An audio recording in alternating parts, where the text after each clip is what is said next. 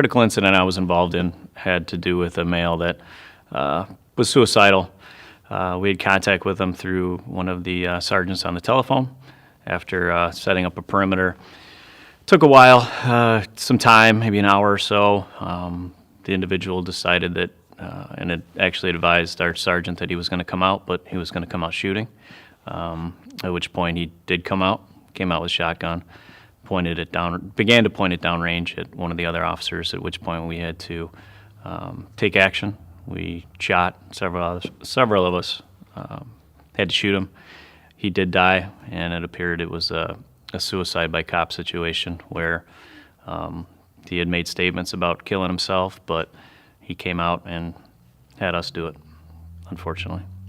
Within about 30 seconds, it went from nothing to once he said he was coming out, everything got tense. And of course, as soon as we saw him open the door holding a shotgun, things escalated. And at that point, when the shooting occurred, there wasn't really anything thought of. It was just more of a reaction, seeing what he was doing and reacting to it. I don't remember hearing the gunshots. I don't remember. That was the biggest thing, is just not remembering, or not, I shouldn't say remember, not hearing the gunshots. I did not hear them. I do remember pulling the trigger. After that, we ran up, fire department rolled in. And then within about a minute or two, things started to calm down. And I just remember thinking, did that really just happen? How did, I guess it would be a sense of shock. We all go through the police academy. We all see it on TV. We all see that it's a possibility, but you never actually expect it to actually happen. So I just remember standing, kind of looking over the scene, at which point, we had people coming in from all over, the chief, deputy chief, other officers. We had to turn over our rifles, and we all got escorted to a separate room, and until the investigators could come in and talk to us. So at that point, it was still, I guess, surreal that it actually happened. Making phone calls to family just to let them know what happened, because it's going to be on the news, and we all know the news gets stuff wrong sometimes. So just wanted to kind of get out in front. So hearing my wife being concerned, I've never had to call and say that I'm involved in a shooting. So later that night, I didn't really have any issues sleeping, any problems. The next day, it was still I remember waking up, did that really just happen? Yesterday, that was a big thing. Talking with you, part of the aftermath helped. Kind of just talk about it and express what happened. Kind of debrief, I guess. Just talking about it. And then I was okay for quite a while after the shooting. I didn't really have a lot of afterthoughts. I always looked at it that he wanted to die. He just couldn't do it himself. He had us do it. So I thought I was good. I thought I didn't have any issues lingering until later on. At the scene, my heart rate, I remember an adrenaline dump as far as was sky high. I do remember tunnel vision happening as well. Just seeing him, not really seeing the condos next to me anymore. It was just focused on him. And it was, just a disbelief, and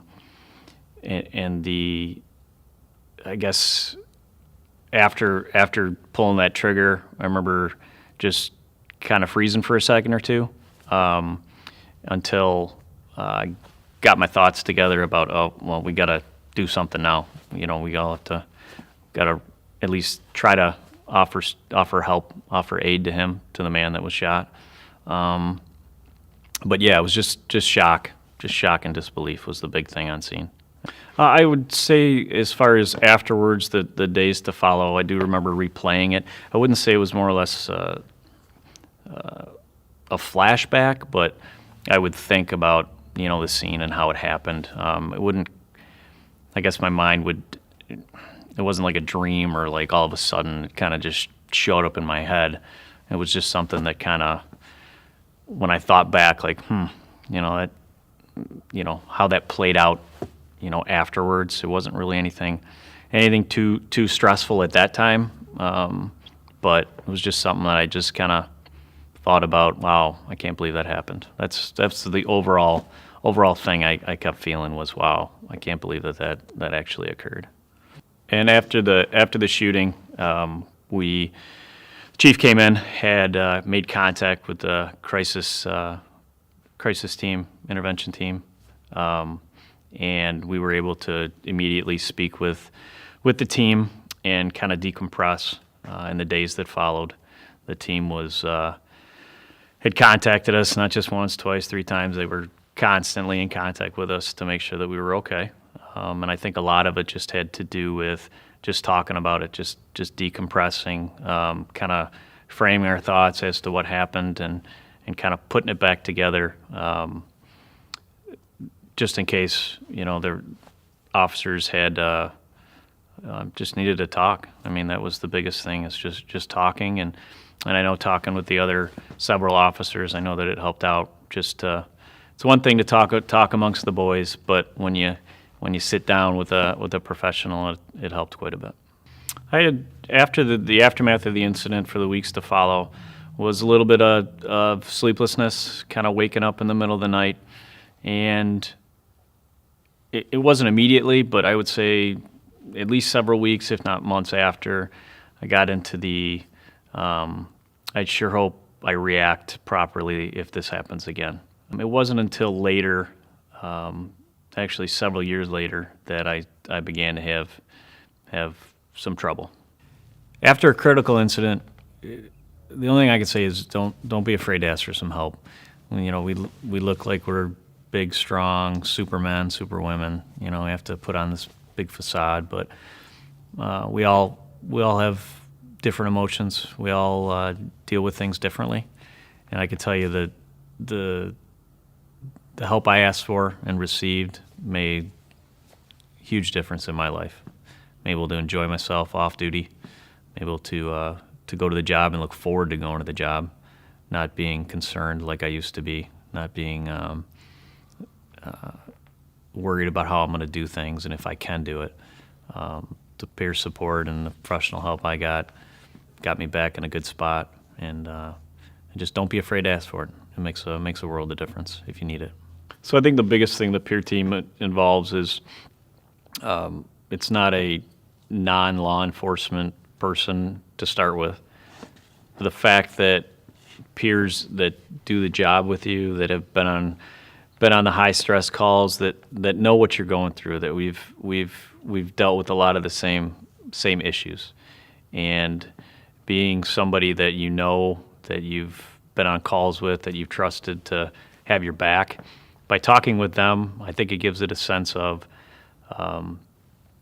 relatability, of being able to understand what they're going through, and to be able to just talk. I think I can't express enough, just by talking and going through whatever the incident was, being relatable to it, being understanding, and being available, whether it's that day, whether it's follow-up for the next couple weeks, just whatever that peer is having trouble with, whatever they need, we'll be there to help them out.